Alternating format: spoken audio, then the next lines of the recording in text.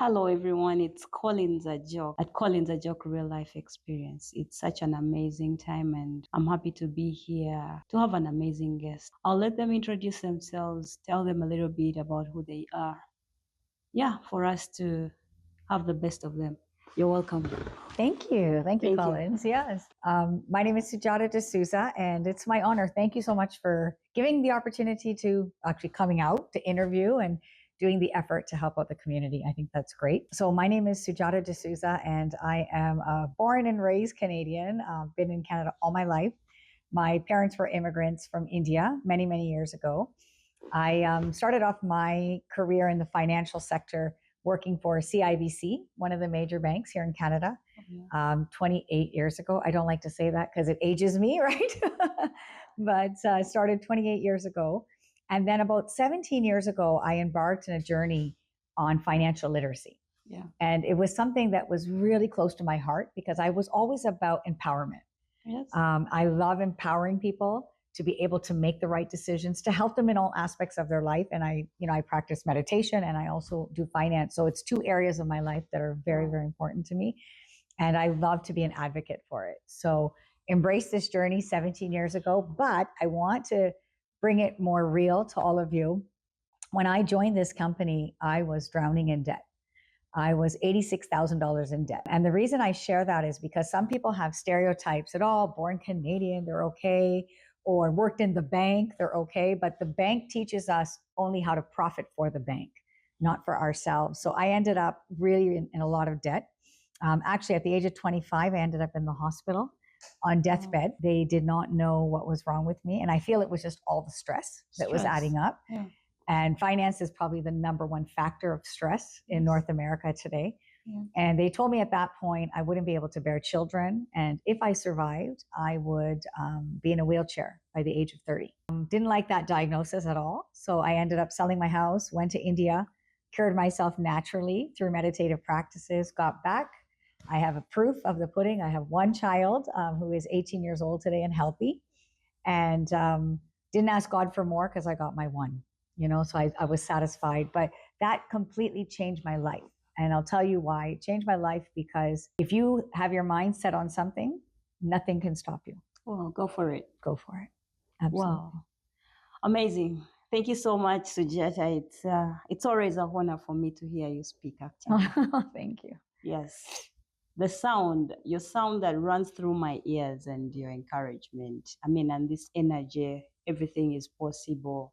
And mostly when it concerns finance, it's something so amazing because many people try to shun around finance. Mostly when you have to talk about money and credit, many people don't want to talk about that language. But I'm always honored to have you. And I am more honored to have you today. Speak to our listeners about finance, decisions to make, and how possible it is, mostly at an early age, for those who can still make it, to try it out. Yeah. Thank you so much for accepting this. We are so privileged. Thank you. Collins a Joke Real Life Experience. If your friend is not yet here, tell them to come in. Send and share with them to come and have this information because it's very important for us. Mostly for us immigrants who just came in here. We are now speaking to an expert, Canadian born, been here all her entire life. And she has a story that will help someone who is starting a new life, someone who has walked and is kind of discouraged. They think that it's not possible, you're going to die in debt. Everyone has been where you are, and it's time for us to try to change our mindset, try moving. So Jata, I have questions that are so important that many people have been wanting to hear and know. How can I start up? How can I do it? Most important today, how do you advise listeners to create financial vision boards at this stage? First of all, what is a vision board? Yeah. A vision board is what you see for your future. Yes. Right? Or what you would like to attract into your life. So there is, if you haven't watched the movie or read the book, The Secret, I encourage you to do that. And the book, Think and Grow Rich, where he talks a lot. One chapter is on autosuggestion, which talks about our subconscious mind and how in our subconscious mind doesn't know the difference between the truth, the reality, and what's not. But what you feed it is what it believes. So if you start feeding your mind the aspects of, prosperity, abundance, that's what's going to happen. But also, we all have a small part of our brain that's very kinetic, and that is based on visual. So, you can have either some people, they're very good about sight, hearing, and visual. So those are the three. So the vision board covers the visual, right? The vision. So what I encourage everybody to do is be specific. Don't just say, I want to be financially independent, right? Don't put that on your vision board, but be specific. How do you want your house to look? What car do you want, right? How much money do you want in your bank account? Yeah. Have those things very specific. So when you look at it, that's my 100,000 that's in my checking account. That's my retirement number, $13.4 million. Whatever it is, you need to have it there specific. Because many people go through life with, it's like, I always tell people, give the example of a GPS. Yes. If you tell the GPS, I want to go somewhere, the GPS cannot calculate anything. Google, if you ask Google, I have a question, it will tell you, be specific. Yes, exactly. With the question. Yes. Exactly, right? Yeah. So it's the same with your GPS. And guess what? If you make the wrong turn, it's constantly recalculating. But you have to put where you are and where you'd like to go. And the same comes with our finances. If you want to become financially independent, your vision board has to illustrate. It has to be specific. Yes. Wow. Being specific on a mission, that is actually very important. Being specific on a mission, what do you want to be? It is irrespective, I think, of where you are. Correct. Where you're going or where you see yourself is the most important aspect in this world. And don't compare to other people. Because, you'll see, we actually do an exercise every year in December here at our financial education center. And we have people here, we have tables out and people are doing their vision boards. Okay. And I tell them, just pertaining it to you. So if it's bringing your family here from Uganda or from any country, put that there. Put a picture of your family at the Canadian airport, right? And with the Canadian flag. Or if it's getting your citizenship or your PR or whatever it is, put it there. I had a lady just 2 years ago, she did a vision board with us and she put there her US visa. Wow. Because she really wanted to go to US. And she put her Canadian passport. And guess what? Both happened. Amazing, miraculously. Yes. Well, it does, right? It's law of attraction. Wow. Yeah. Oh, vision board. I think I've tried that before. Before I came to Canada, I really loved to come into Canada, and I focused myself on living in Toronto and what it would be like for me, which church I would go to. And I started dreaming it up. The craziest thing that I ever did, some of my passwords, I changed them to Toronto, Canada. I would relate because this is a place I wanted to be in. So I think when you have a vision of where you want to be and you start acting it, thinking about it, it can happen. 100%. Wow. Absolutely. Thank you so much, Sujata. Any questions? Drop it in there. Don't give up on yourself. That is our mission, impacting the generation now and the generation to come. So, Jata, how do you plan and help people to balance their ambitious financial goals and realistic plans? Baby steps. I know we have big goals. I remember when they did my financial analysis for the first time, and my financial independence number was $13.4 million, which is why I said that number, because I want to retire by 50 and financially. That doesn't mean I stop working because I love what I do, right? I won't stop working, but I tell people retirement is all about when you don't have to work for money, right? When it becomes that freedom and that reality. So what I always tell people is $1 a day can build the habit. So if you put $1 a day away, that's $30 a month. And eventually make it $2 a day. But you just got to start somewhere. A lot of people get intimidated by their goals because they're quite big. Oh, I want to buy a house, but a house in Toronto costs $1 million. How will I ever get a house in Toronto? I need $200,000 down payment. Okay, well, let's start with the baby steps. I just did a projection for somebody. If they put just by putting their money in and compounding it, they can have in 15 years almost $2 million in savings. But it's all about what steps you take today. So we always focus on the end result, but we don't focus on the process. We don't want to start. That's right, right? So success is a journey. It's not a destination. Okay. Yeah. Success is a journey. It's not a destination. Starting. Correct. Very hard. Yeah. Like waking up every morning, looking at my body and I want to go to the gym. Oh my God. And I'm like, no, I'll go tomorrow. Yeah. Yeah. And I have this bill run off my account every month. Yeah. But I keep on procrastinating. Tomorrow, when I go and I work out like for 1 hour, I can make it. Yeah. But I think the journey and the process is very important It as is. we try walking to our destination in life. And you know, Collins, also you said something really important right there is, you know, it's getting started, or we tend to hesitate to take that step. But I just want to encourage everybody that's listening, you already took the biggest step. You left your country, you left, some of you left your family, and you came here. Don't take that for granted. You've already taken major steps. Now you've got to take the next step. What legacy do you want to leave for your family? Tomorrow, when you do bring your children and your family here, do you want them to be struggling financially? Because what it's going to come down to is you making the conscious decision today. I am going to put my $1 away. Don't buy that Tim Hortons coffee. Don't go buy your matoke, right? But make sure that you are putting that extra dollar away for yourself in your future. Usually people have this saying that life is short. So, Shujata, you're telling me not to go for my Tim Horton, my French vanilla, to save $1. When will I make $1 million from $1? Most of us lose it from there. Absolutely. But I mean, it's all about the rate of return you're getting on your money. So you have to invest it, right? So if you don't know how to invest, sit with a professional, right? And get it done. Now, a lot of people that, who's going to look at me with my $1? Yeah. That's exactly what we do. So we promote financial education for the middle income families. We want to make sure everybody has equal opportunity.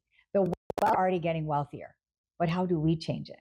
And guys, we're in the land of opportunity. Everybody has an equal chance here to be whatever you want to be. You can write your story. So I really want to encourage everybody that just get started. Nothing else. Like, it's just even $1, but I'll tell you, it will compound. So we have this rule. It's called the rule of 72, right? And it teaches Sujata, when I was leaving home, yeah, I said, if I get the opportunity to remember rule 72, I will ask. Tell us about rule 74. So the rule of 72, what it is 72. basically, you take your, whatever the rate of return that you're receiving.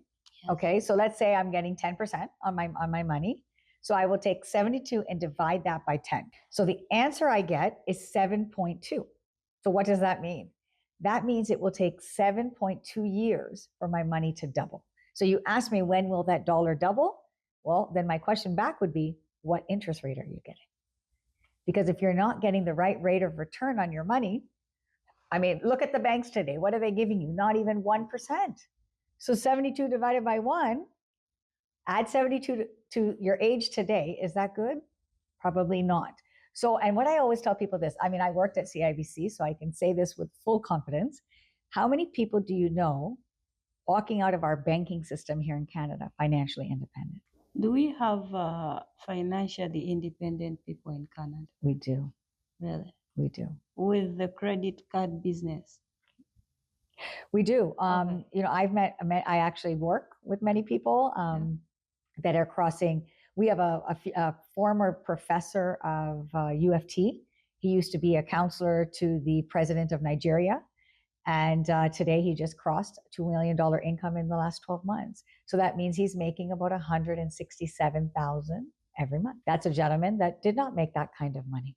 And we have people that are working 3 jobs today making over $1 million. So and I personally, I never thought, being in the financial sector, I would be in the top 10 percentile of Canadian income.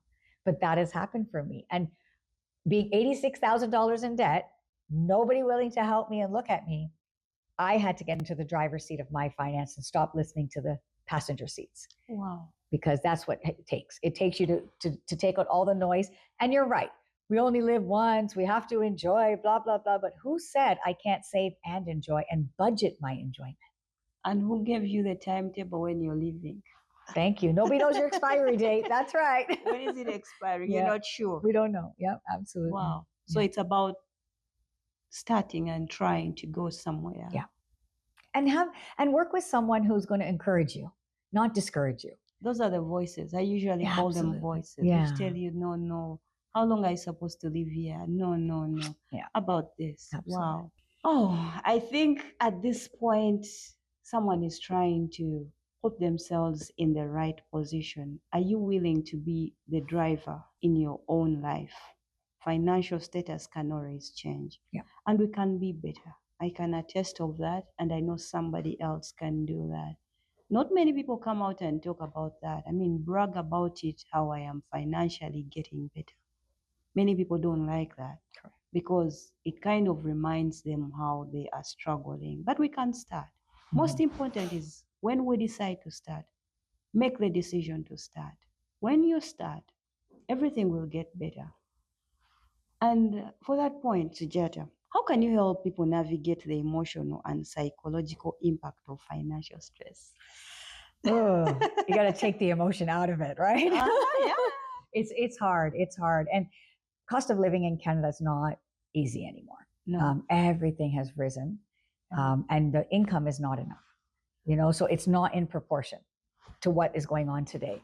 So the best thing to do is you've got to encourage yourself. You've got to say affirmations. This is what I tell people a lot. You've got to say, I am the best saver. I am in control of my financial future. I'm a winner.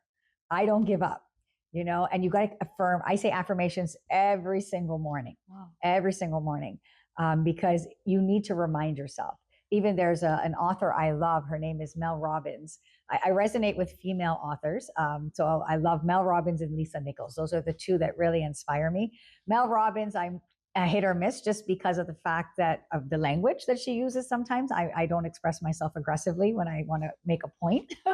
But Lisa Nichols, I absolutely admire her. She's the first Black lady to make it on the New York Stock Exchange, actually. Wow. And she started from her bedroom closet, right? So, which is an amazing story. But what you can take from these stories is, first of all, they were not young. That's what I wanted to ask. She was about how old? She was already in her late 30s. Okay. And Mel Robbins was over 40. Okay. So these are in their older stages of their lives. The other thing is what they did is they also had the voices. One was suffering from depression and anxiety, which is very common nowadays, right? Mental health has become one of the most highest diseases, they're calling it today, right? But really what it comes down to take out the emotion out of finance. I'll give you an example. When you're on an airplane and there's turbulence, what do they announce on the PA system? They say, fasten your seatbelt. So what do? We fasten our seatbelt. Nobody jumps up and says, I'm going to go fly the plane. No. That's also control of emotion. See, so in life, when things are not going your way, you have to understand, you have to ride the turbulence. You have to buckle up and let it go. But you have to make sure psychologically you're not harming yourself. What you say to yourself is the most important thing. You cannot say, oh, I can't do it. I'm not worthy. I'm not good enough. I can't, that word can't is a swear word for me. I don't even accept it if I'm my child, because we always say winners never quit and quitters never win. And all winners have gone through a struggle. Oh, absolutely. They've had the most struggles. They've had the most struggles. Like you talked about vision board to begin with. Oprah Winfrey is who she is today because of her vision board. Wow. Yeah. I think we can all be something. Because why did I even ask you about how old they were? Yes. Mm-hmm.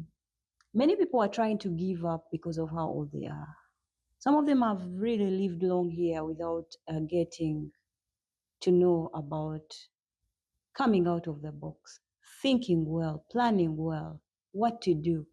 How can you start? But now hearing you talk about people who have made it in life and at their age, imagine at 40. Absolutely. Imagine at 35, over 30. Because someone would be like, oh, my kids can do better. I've had many having that propaganda, like, no, my kids are better off starting here and being fine. But remember the footsteps. What landmark are you leaving your generation? I mean, we are here to impact the generation now and the generation to come. So things we are not doing, let's not be 100% sure that the other generation will follow. We have to give them the lead. Yeah, at least they'll accomplish what we started. And I always say children follow what we do, not what we tell them to do. So be the best example. Being the best example. Sujata, how has it been your biggest personal challenge on your journey to financial freedom? And what did you learn from that? Discipline. That was my biggest challenge, right? Discipline. doing the things you need to do that are not comfortable, especially when it comes to your money. Making those decisions, where to spend and not to spend. Asking myself that question, do I need this or do I want it? You know, there's a saying by Warren Buffett, who is a multi-billionaire, one of the wealthiest men in the world. And he said, don't spend what's left. Don't save what's left after spending, but spend what's left after saving. Saving comes first. Correct. Pay yourself first. And that is the principle that I had to imbibe if I wanted to change my life. So Giada, pay yourself first is translated in this way now. If you didn't know, I'll tell you. I'm always at the back seat. Pay yourself first means go to a Tim Horton, go and give yourself a nice treat, go for a massage. That is pay yourself. So now you're telling me pay yourself is save. So pay yourself first the way you're describing it. Yeah. That's entertainment. Entertain yourself. Entertain yourself. That's like self-care, you know, getting a massage. And those things are important. Please don't get me wrong. Yeah. Very important. You have to take care of yourself. You have to feel good. Because I believe in order to do good, you got to feel good. Even to save, you got to feel good. That's right. You do. And you got to tie everything with a goal. The issue is a lot of us just start saving for the sake of saving because somebody told us to do it. Don't do anything in vain. Please make sure you understand what you're doing, why you're doing it, and attach it to a goal. For example, I want to go, I don't know, I'm not going to say Uganda because I don't want you guys to think vacation is going back home, okay? But let's say you go on a vacation, you want to go to Mexico. Then I'm going to budget my Mexico trip. And I'm going to start to put, okay, my trip is going to cost me $1,500. I need to set aside $125 every month so I can make that trip happen and not go in debt. Yeah. So I start budgeting that way. You know, planning and that's small, how we do it. Yeah. Starting the baby steps. That's right. Exactly. Wow. Yeah. And not living in excitement. Yeah. And sometimes I think it's a bandwagon sometimes. We look at people and compare ourselves, and comparing is not really so bad, but the trouble is you don't take the time to know their journey. That's right. And what is their backup. Mm-hmm. Because sometimes we want to compare and start what other people have started and what they are doing, where they are. Yeah. But have we taken time to learn about them? Have we taken time to know why they are walking that way? That's right. Yeah, because they might have saved $1 million back. Because right now we live in Canada. For all of us, actually, it's not even about Ugandans. It's even about Canadians. It's for everyone. Absolutely. Like we are living on a paycheck standard now. Yeah.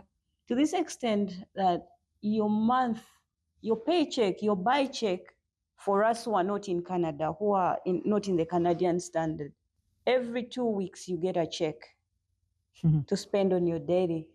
And then after 2 weeks, that is close to paying rent, paying your bills, your credit, because it's end of the month. Absolutely. By the time you're down there, that much cannot even pay for your rent.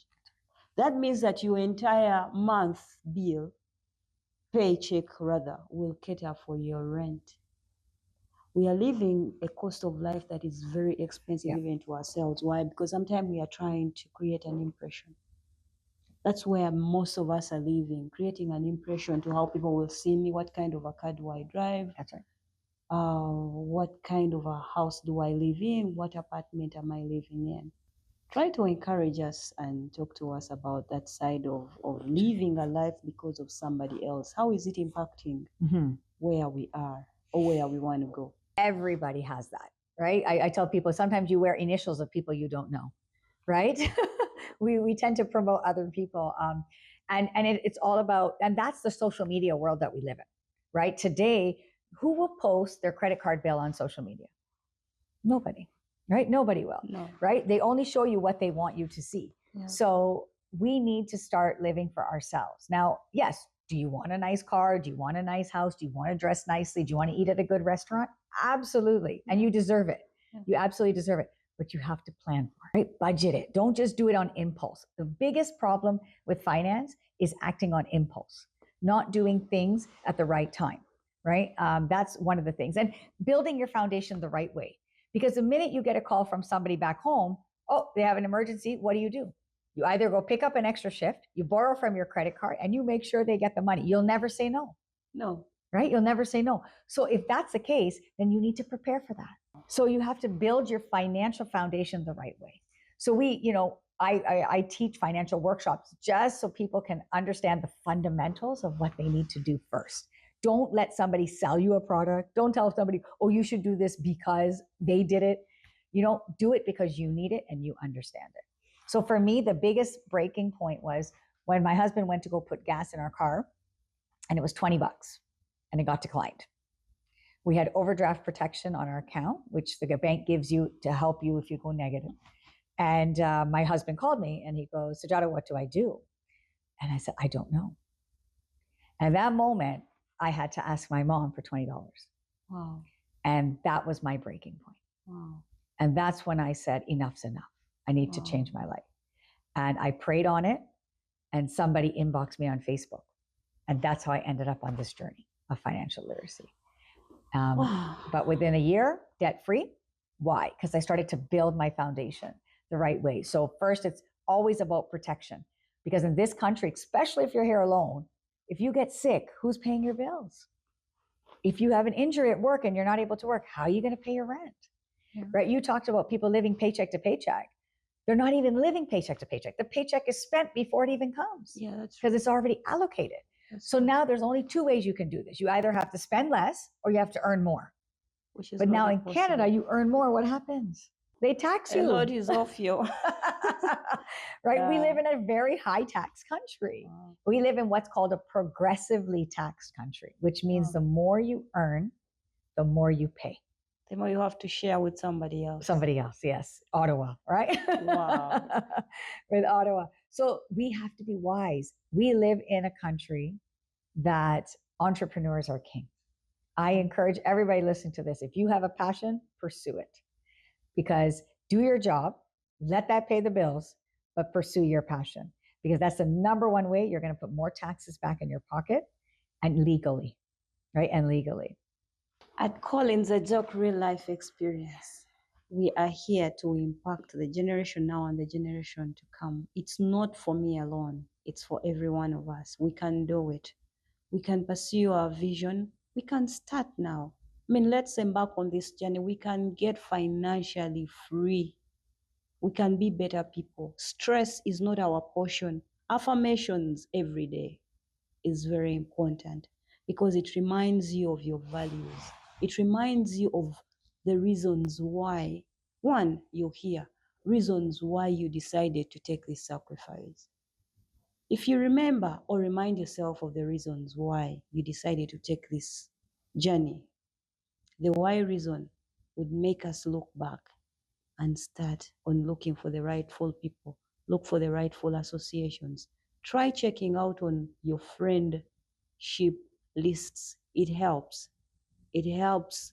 It helps a lot.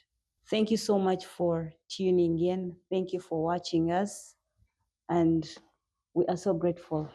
Thank you for coming, Sujata. Thank you so much. Keep on. We'll be right back just to share this amazing message with every one of us. It's been me, Collins a Joke, and Sujata. Thank you so much. One last thing before we go. Tell someone about where they should come for financial literacy, just in case. Absolutely. Absolutely. Yes. So you can either come physically in person in our financial education center, which is located at 7250 Keel Street, or online. So we have online available multiple times a day, 6 days a week, that people can get educated. And the education will be the fundamentals of how to build a financial foundation here in Canada. Thank you so much. Collins a Joke, once again at Collins a Joke Real Life Experience. See you, subscribe, and share. It helps us. And that's why you keep on seeing us every time for amazing life experiences. See you another time. Thank you.